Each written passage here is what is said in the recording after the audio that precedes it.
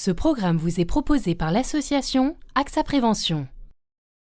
Intox Détox, le service gratuit de décodage des infos santé d'AXA Prévention. Et je réchauffe souvent mes plats au micro-ondes, alors est-ce que c'est bon ou c'est mauvais de réchauffer ses plats au micro-ondes ?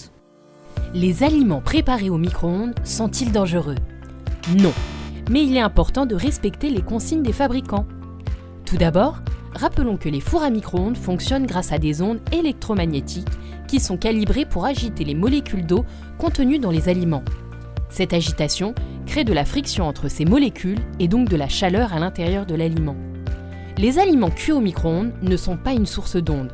Celles-ci cessent à l'arrêt du cycle de chauffage. Reste la question de la fuite de substances chimiques contenues dans les emballages et récipients et qui viendraient se mélanger aux aliments. En 2015, l'ANSES a publié une mise en garde à ce sujet, en particulier concernant les barquettes alimentaires en polypropylène. Les essais menés dans 3 conditions de réchauffage, température ambiante, chauffage au four à micro-ondes, en suivant les préconisations du fabricant, et chauffage en conditions poussées, ont révélé la présence de substances hydrocarbures utilisées dans les plastiques, dans plusieurs échantillons conservés à température ambiante.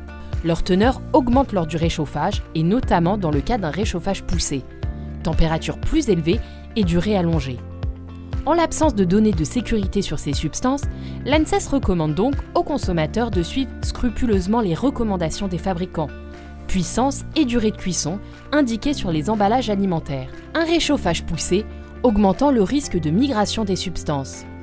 L'ANSES recommande également d'éviter d'utiliser des emballages abîmés ou présentant des traces d'usure.